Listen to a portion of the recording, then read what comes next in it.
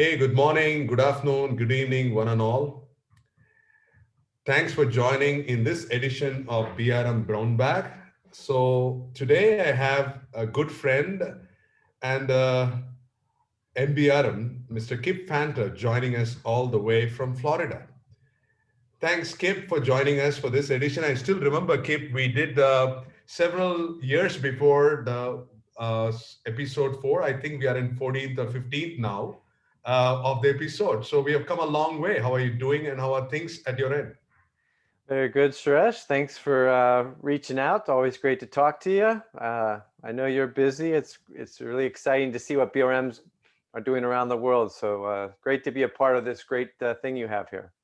Excellent. And first of all, hearty congratulations, Kip, on being an MBRM. And just tell us a little bit about MBRM and what prompted you to take the MBRM? I know that you've been a practicing BRM, you've got so much years of experience doing this stuff. Just tell us a view about that MBRM journey and what does it mean for you as a practitioner, as a coach, as a knowledge provider. What does it mean for you? Yeah, I think it's exciting. I've always appreciated the BRM Institute's focus on development, right, and skills, and so to think about coming from a BRMP to a CBRM and then this MBRM, which by the way is pretty significant in terms of what it requires and some of the things they're looking for. And so as you said, as for 25 years as a Procter and Gamble and had a lot of years just doing this role, right? And we called it a client manager back then versus a BRM, and the titles are all different. We know sometimes in companies, right? So, but I had a lot of great experiences there, and now as a knowledge provider, consultant, coach, trainer, it's just been fun to continue. But when I saw the MBRM personally, I thought it was a great opportunity to kind of bring that practitioner experiences and things that I did along with the things I've been doing with other companies. So my whole dissertation that you have to put together, as you know, for the MBRM was a lot of stories and examples of the value back in when I was when I was a BRM. So I thought it was just neat to kind of see how they continue to put some things in place to help you in your development, because I believe, as I tell everyone, it's still just beginning, I think, in this space of growth and opportunities for functions, for individuals. And so I thought, man, let me continue my development and because I'm going to continue to work very closely with the Institute and anyone else. So I thought it was a nice progression on what they were doing there. And that's great. And hats off to what you do. And you do a lot of roles, as you started to tell about the consultant, the coach, the trainer, and practitioner. And you do a lot of coaching and consulting for organizations. So how has been the trends? You started off way back, and from the journey that you became to start about the BRM, let's say 2015, 16 to what Right. we're seeing today. Is there a kind of a difference that you see in the market adoption and some of those storylines that you work with companies worldwide? Yeah, I think more and more companies are realizing the importance of these strategic partnerships, driving value, the culture. And so it's exciting to see more senior leaders beginning to identify this. They might not even know how to put their fingers on it, exactly what it is. So I think a lot more companies since 15, 16, of course, are getting more and more involved. I think what's also interesting is it's not just like this BRM team that's getting excited about it. Organizations that I'm working with are realizing, wait a second, we need a lot of the function to kind of understand how this fits together. I've always appreciated how BRM fits into the total context of your operating model and the strategy. Companies that realize that and then begin to help the product managers understand this and the project man, it all has to work together. And so the strongest leaders, the strongest companies that I'm working with are realizing, again, how does this fit? And you might not need to get certified, but you need to understand this to some level. So the mindset of value and relationships and everything we talk about in BR, a lot of people need to understand that. The mindset, the discipline, and the capabilities and how that works with the PMO and it's got to work together. So I think that's what I'm seeing. I'm seeing that it's not just this BRM team that is getting excited about this. There's a lot of people realizing, all right, you know what? Part of my hat is a BRM. We've always said CIOs. I remember my CIO, Filippo, he was the most senior client manager, the most senior BRM. So a lot of people are realizing it's good for all of us to understand value. It's good for all of us to understand relationships and being strategic. And so that's what I'm seeing. And that's what's exciting, because I think everyone's kind of stepping up into this space, just like they are in other areas, but it has to fit together. Absolutely. And tell me, you've been working with clients in Europe, in US, and sometime in Asia. Is it culturally very different in the way you drive these BRM adoption? And I know you know it better, handling a lot of clients, but how does that culture play a place, particularly when you're trying to deal with different geographies? Yeah, and again, I was so fortunate at Procter and Gamble to kind of travel around the world and work with all the different cultures. As you know, culture is significantly important to understand all elements of culture, right? And but that's my favorite part. And so when it's a global organization, they're already beginning to realize and figure out, how do I do this global organization? But it's very different. And I think there's some cultures that in some parts of the world just might need a little bit more, you know, getting that confidence going in terms of influencing up, right? Don't be bashful, right? You know, and so there's some of the behaviors we talk about that I think in some cultures it might be more challenging when you're trying to move from order taker to a partner, you know, and I'm like, no, no, no, you're a partner. You need to start. And I think sometimes, and it's not just geographic and kind of the cultures by country and market, but many things go into culture, right? But some people struggle there. And so that's why we love, as you know, we start talking the mindset first. If we can help people understand uh, who you want to be and your function, yourself personally, you're not just there to take orders. And then that begins. And so I, I think there's so much commonality though of relationships. So I find there's more common things across all the markets and geography. It's just though, to your point, knowing the company cultures are very different.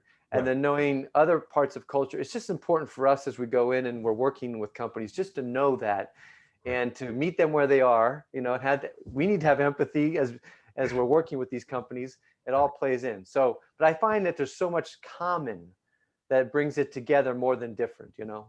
Excellent.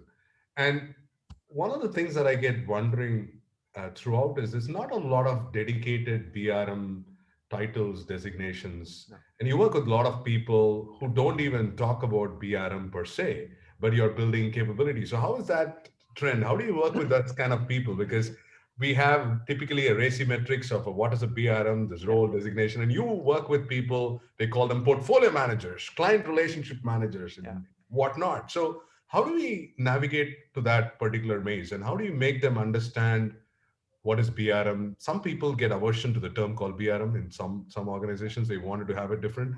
So how Yeah. do you play that out? Yeah. The first thing I tell them is let's not waste time. I mean, a lot of people, that's like such a massive thing and they swirl in it for like, at the end of the day, you'll have to figure out your titles. At the end of the day, what are the current titles you have? And then I'll help organizations think through that, right? Because there might be, um, but that sometimes takes over. Right. So I tend to say we'll get to that, but let's talk ultimately about this discipline, this capability, and the role, not the title of the role. Let's talk these roles because I truly believe, Suresh, that there are these roles. Correct. And I think about them as I was the mini CIO for this business part Correct. of Procter and Gamble. As Filippo said, I can't be everywhere. You know, there's only one CIO, and so I like how people want to blow up a function. And I was talking IT there, but HR, finance, we know all this is applicable. People want to blow up some of these functions and have their own vertical? Right. Well, the answer isn't, that's not the right answer. So I have this group CIO, and now we can all put on that CIO hat, Right. whatever the title is, IT leader, business unit leader, whatever, for that function that you're representing. And that's when it comes to life. And so I believe in the role, but I believe in there's others that have part of their job, they're doing a relationship manager role. So I encourage companies not to get lost in this, because I think a lot of them know, I'm not a BRM, that's the BRM team. And I don't like that title. I'm more than the BRM manager. BRM. Okay, let's stop. What are we trying to accomplish? What's the objectives of your function being a partner? Right. Yes, there's roles. I think it's important to kind of, what's the outcomes we're trying to drive with this implementation of BRM? Right. And I believe there are roles and there's discipline, there's capabilities, but don't get lost. Stay focused on really what we're trying to drive. Yeah. Sure. And in terms of how much time does it take typically when you go to an organization from where they are to what it is? Yeah. I mean, not even talking about strategic partner. I'm talking about the basic things in place to settle out, building an ecosystem, getting that culture shift, mindset change. What are some of those aspects that you've seen? And do you have such patience to wait and watch for the team to go through it? Well, it is a journey, as we say, right? And I actually applaud and really recommend organizations to be thoughtful and strategic and holistic about this. Right. I've had too many that are coming to a certification class and checking the box. Right. And we know no impact is being made back in their company, back Right. in the, and so I applaud people's energy to move and develop and go. But to your point, Suresh, I believe there is a very important approach to this. And we need to think through that. And that's why, some of the things we have in our workshops and stuff help, because you need to kind of move it, in the right pacing. And I think a lot of times it's just some of that foundational kind of mindset, as you said, get people on the same page. You can't do everything in that first 6 months. So what's most important? And again, it's based upon that company. Every company is so different. And I believe we have some incredible ideas of kind of a playbook, and we have but it has to come to life in the way that makes sense for that organization. And so it's going to take some time. But the companies that are doing it right, I believe they have a greater chance to have a sustained journey. Right. Versus 2 years, it was exciting BRM, and what happened? Where'd they go? It wasn't thought out. It wasn't built with the leadership. If you might not have executive leadership to begin with, whether it's your functional leadership or your business, you're going to have to continue to get business and functional leadership.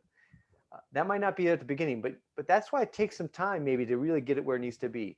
So I like the sustaining longer term journeys, which are hard, but I think it's the best way to approach it. Well, I think you're absolutely spot on. And the other aspect that drives in people is that, well, I don't think BRM will work with us. It's not needed for us. I think we have been doing this well. We've got a lot of clients. We have happiness. I don't think I'm sorry, Kip, with all due respect, we don't need your efforts.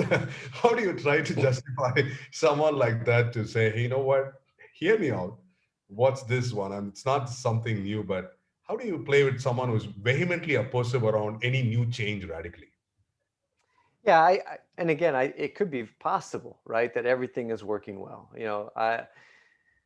I generally would just always ask in terms of how is that relationship going within the business? How do you feel close to the business? Do you feel like you're contributing, to the strategy of the company versus just your functional strategy, right?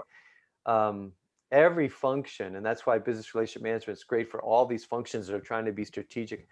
They should feel part of the business. Right. And some of them are perhaps kind of more in the back office, trying to figure out how to add value.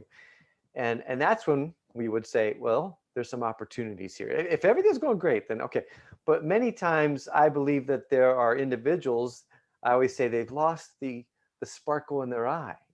They've lost and you can tell they're just checking the functional box. No. I mean, so that's when we can share, and I believe there's opportunities for your next 20 years can be very energizing.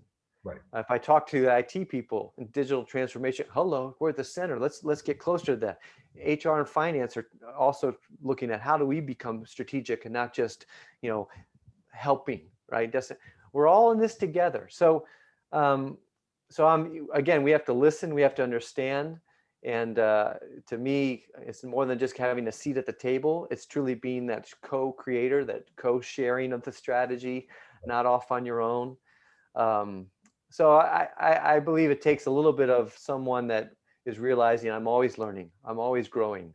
You know, if you're a leader that thinks you're done learning, then that's really not the leader I want to be working with. You know, we should all be learning, we should all be growing, and I think people are realizing that.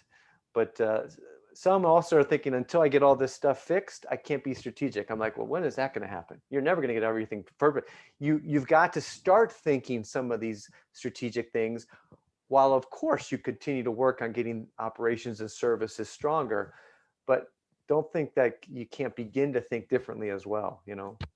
And how do you measure the value of the BRM in terms of everybody gets skewed towards the metrics part of it? If you would like to rate a BRM, if they're doing the job really well, whether it is a title or a practice or a capability, how do you evaluate a good right fit BRM in your own opinion? Yeah, like from a role perspective. Role Yeah. play. Yeah, I always, you know, I go back to my days.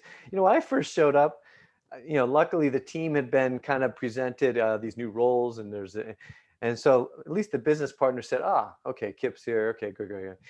But who is Kip? I mean, you know, so maybe I'm even on the man com, maybe I'm even on the leadership team, but those first months, it's like, you know, I get brave enough. I'm talking. All right, Kip, that's interesting. Next time, you know, okay, well, hey, ultimately 3 years later, 4 years later, the leader's saying, I'm not even sure what you said, Kip, but let's do it. I mean, meaning the trust. Correct.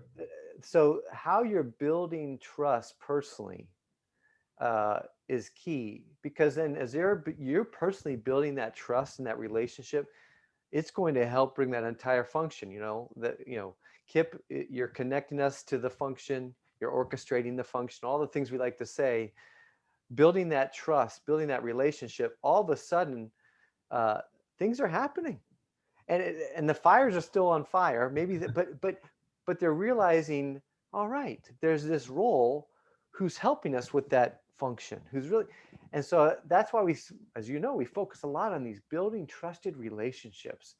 And so I remember, you know, again, I always tell these stories like 18 months into now, look at that. I'm invited to go on the business travel. Right. Not just so now I'm not at the extended leadership team. Hey, we're going to Europe, Kip, and why would you not be there?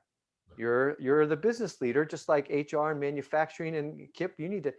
Okay, that maybe is not going to happen the first month, because I might know what that function's about, the Kip's representing, but Kip, okay. So to me, success is these relationships that we're building. They get to know me. He's not the evil BRM person. He's actually a decent person who's caring about the business. And now I start to collaborate and share. That's when it gets exciting. That's why I'm so passionate about this area, because it's exciting for the person. It's exciting, as I say, for the family behind me of the function that I'm being a Right. part of.